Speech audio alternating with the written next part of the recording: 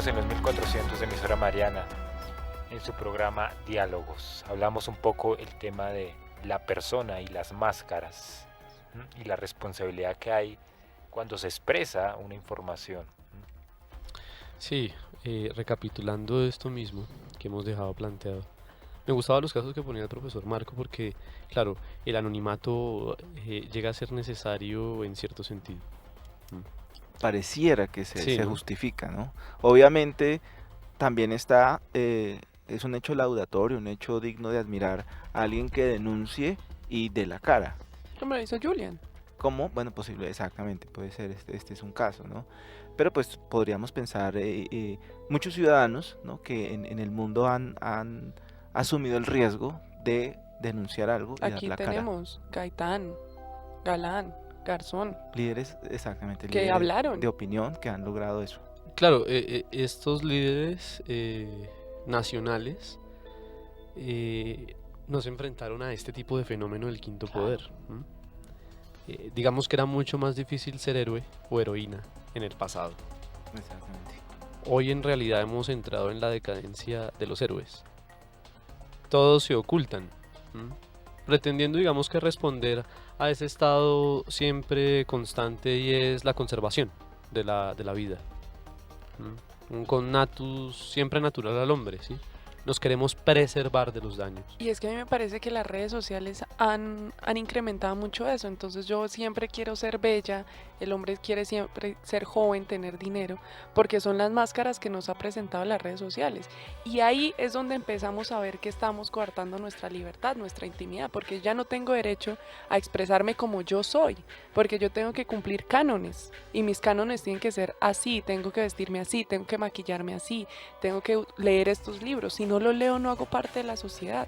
Y ahí es donde ya nadie se puede expresar y nadie puede desarrollar su personalidad libremente. Claro, ese es un tema, digamos, típicamente de reflexión sociológica, que es el tema de cómo hay que ajustarse a las instituciones, a los valores establecidos, a la presión de los grupos para poder participar en ellos, para poder tener un rol social aceptable. Lo más paradójico es que las caras que representan a estas instituciones son las que después piden asilo. Ajá, eso ¿M? es. Y precisamente escuchábamos un soundtrack que lleva este mismo nombre en inglés, Asylum. Y creo que, bueno, la película nos matiza muy bien cómo se está presentando ahorita masivamente, creo yo, ¿no? Este marco de fenómenos sociales del asilo, ¿sí?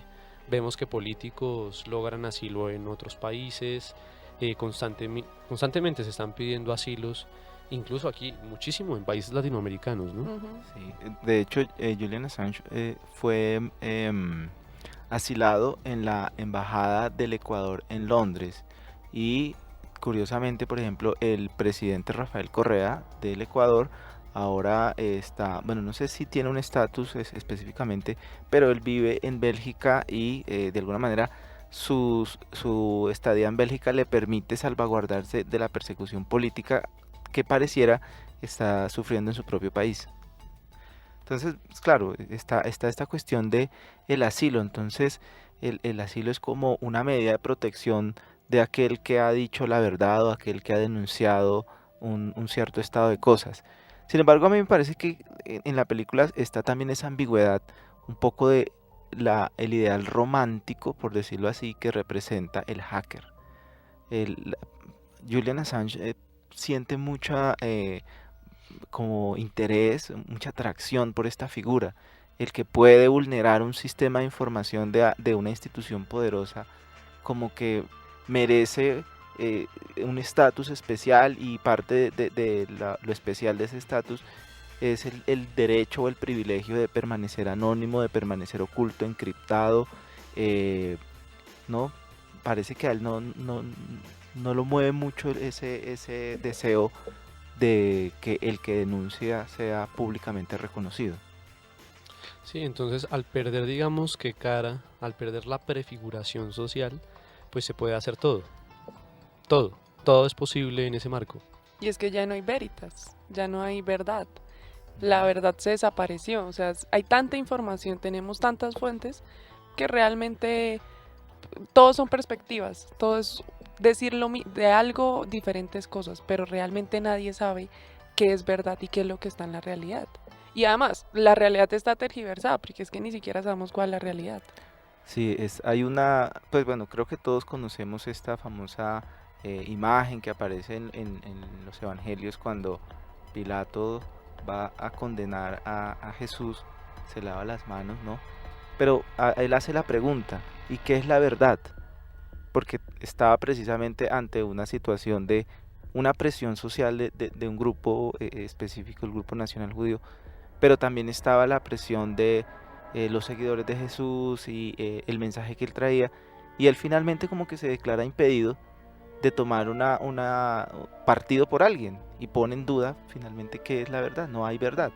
Ahora bien, yo quisiera plantearles a la mesa de trabajo esta pregunta.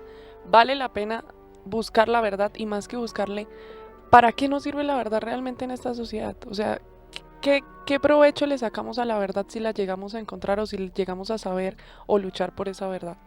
Claro, Camila, es una pregunta muy interesante porque incluso hay situaciones en la vida en que uno preferiría no conocer la verdad de algo para vivir, para estar más tranquilo. Sí, y pues está muy bien que se nos plantee la pregunta, incluso en la temporada del año pasado estuvimos analizando desde el marco de la antropología clásica eh, todos estos rubros que hacen parte del contexto de pensarse la naturaleza humana, la condición humana, digamos que en muchos ejes problemáticos que se han presentado durante la historia, y discutíamos muchísimos casos, entre ellos los de la felicidad, la libertad, con esta película de Los Miserables, recuerdo. Y bueno, realmente llegábamos a concluir que pues existe precisamente solo una verdad, y claro que la verdad siempre va a ser necesaria para la naturaleza humana, es su plena realización natural, ¿no? Y creo que si nuestra cultura y nuestra educación estuviera proyectada bajo esos valores universales que ha perdido, no estuviera en esta decadencia. Un estudio que estuve consultando eh, en un sitio que se llama Open Democracy, se llama, ya por título, The Philosophy of Journalism, es decir, algo así como la filosofía del periodismo. Y precisamente debate, en ese texto se debate sobre qué busca el periodista, si busca la verdad o busca la objetividad. Parece que son cosas diferentes. Pero hay un punto de ese texto donde se le da tratamiento a eso que Daniel nos ha comentado, y es, aspiramos a la verdad, sin embargo, paradójicamente pareciera que no la pudiéramos alcanzar. Entonces uno de los puntos de vista que son tratados allí en este texto de Philosophy of Journalism es el punto de vista del filósofo Bernard Williams. Bernard Williams diferencia entre verdad y veracidad, ¿no? Él parece decir como que ciertamente no alcanzamos la verdad, no hay algo que sea la verdad, no hay la verdad absoluta. Sin embargo, hace parte de la naturaleza humana ese anhelo por la verdad. De alguna manera, verdad, la palabra verdad hace alusión a un valor, ¿no? Cuando uno dice, por ejemplo, un amigo verdadero, o este es este es un verdadero libro, esto es una verdadera obra de arte. Hay algo eh, implícito, un ideal implícito cuando calificamos algo de verdadero. Sí, pero nos hemos quedado en la época de los informantes, ¿no? Ujú. De las perspectivas. El perspectivismo es lo que está hoy de moda, lo que quiere todo el mundo, y todo el mundo quiere opinar, incluso sin tener idea de lo que se está opinando. Es decir, hay de verdad un caos, ¿sí? Eh, Epistemológico, sociológico, antropológico, en el que no hay referentes que aten la cultura, que digamos que enmarquen un polo a tierra, ¿no? Nuevamente. Y sí que es necesario, sí que es Pero necesario. claro, pero aquí entra un conflicto que me parece importante, y es precisamente uno de los valores de la modernidad es el derecho a que cada cual se exprese, Ujú. ¿sí? Creo que es algo que marca muy profundamente la cultura moderna. Hay un libro del filósofo inglés John Stuart Mill, se llama Sobre la libertad, y él ahí precisamente defiende la perspectiva de que el gobierno no debería tener injerencia sobre las opiniones de los individuos, de los ciudadanos. Parte como de reconocer que hay un derecho de que todas las personas, independientemente de su formación o de, bueno, sus, digámoslo así, sus atributos de formación, etcétera, tiene derecho a opinar, y aun si su opinión es contraria a la mayoría, tiene el derecho de expresar esa opinión.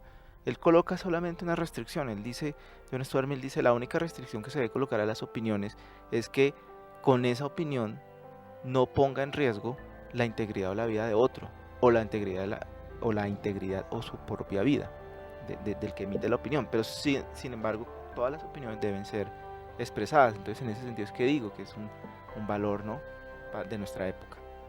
Bueno, y los dejaremos con otro de los soundtrack.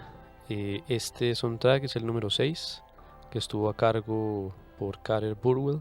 Se llama The Informer.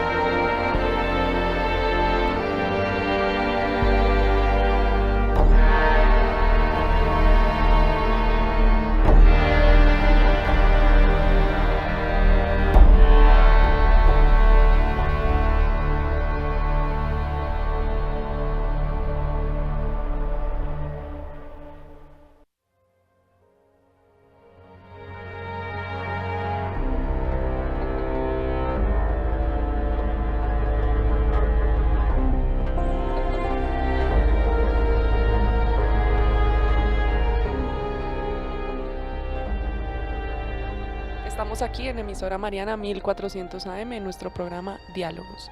Marco nos comentaba sobre el tema de la información, de cómo se privatiza a veces la información.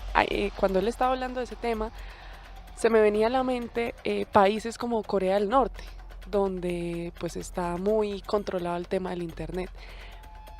Y la gente realmente le hacen una entrevista y dicen, no, realmente, pues nosotros no necesitamos nada más sino lo que nos da el gobierno.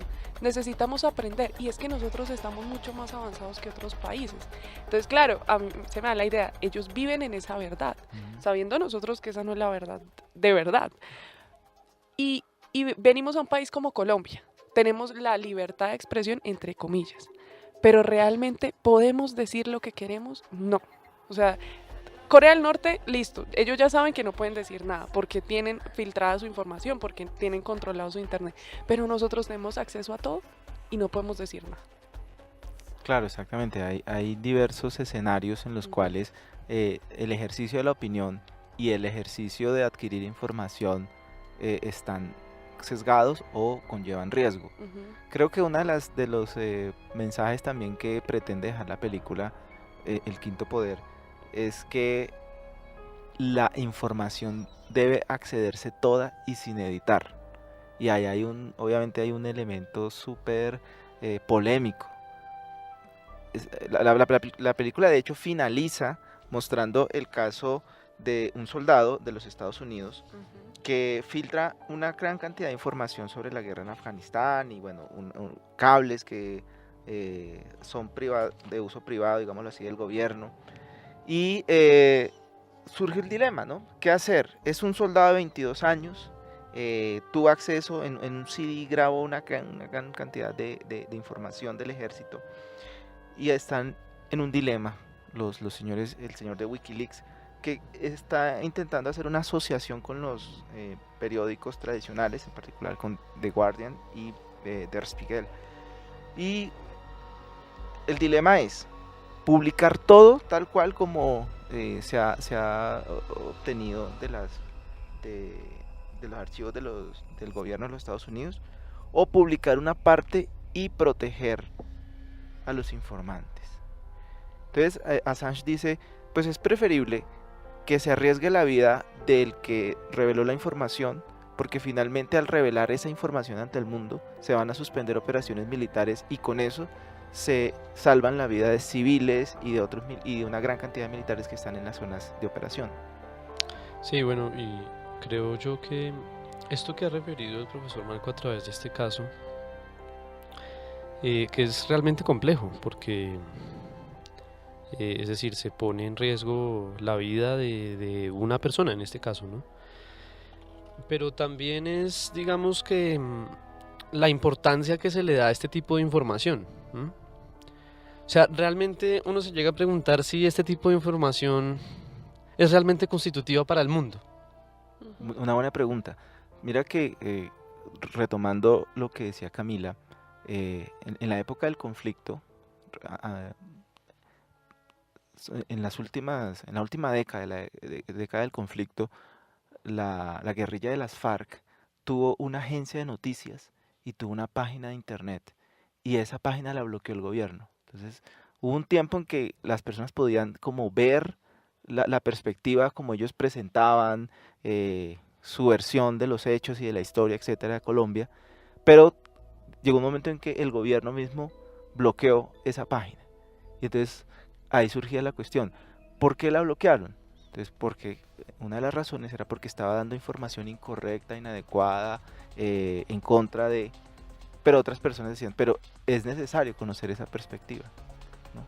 Para poder entender qué es lo que pretendía la guerrilla en esa época. Sí, lo que nos sentencia a un mundo de solo informantes. Ujú. O sea, nos sentencia a una sociedad de informantes. Pero nadie tiene la última palabra. Nadie. Nadie la tiene.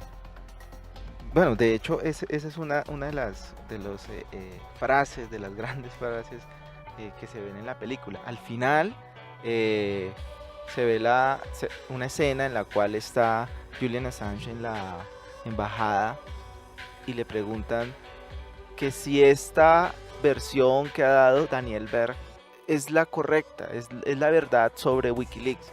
Y él dice lo siguiente, dice, si ustedes quieren saber la verdad, nadie podrá decírsela, solo podrá contarle su versión. Así es. Entonces, bueno, si lo vemos desde esa perspectiva, claro, ahí surge un poco ese desespero. ¿qué hacemos con tantas versiones de los hechos? Sí, por eso invitamos a nuestros oyentes a ver la película del Quinto Poder, porque es una versión del Quinto Poder. Interesante la paradoja. Mm. Sí, bueno, pues incluso digamos, estos temas no los vamos a dejar de discutir. Tenemos planeado, digamos, que otros 2 programas donde seguiremos ampliando este análisis de la tecnología, la sociedad y la cultura, cómo se interconectan, estudiando mucho el fenómeno de la hipermodernidad en nuestra época. Entonces, bueno, para finalizar, tendremos una película muy interesante que es El Círculo. Nos va a ambientar, digamos, que la presentación de este otro programa. Vamos a discutir el tema de individualismo, intersubjetividad y comunicación. Este programa también se va a dividir en 2 partes, y pues tendremos 2 películas distintas. Empezaremos con El Círculo y bueno, ya les anunciaremos también la otra película que nos ayudará a estudiar y reflexionar a la luz de este espacio de diálogos, estos frentes que nos está abriendo el mundo de la tecnología. Así que muchas gracias y pues agradecemos a aquellas personas que pues hacen posible este espacio. Sí, agradecemos a la emisora Mariana, al padre Fray Orlando Ibarra, a la Orden de San Agustín y a David Ricardo Cepeda en el máster y a la mesa de trabajo por su disposición. Muchísimas gracias.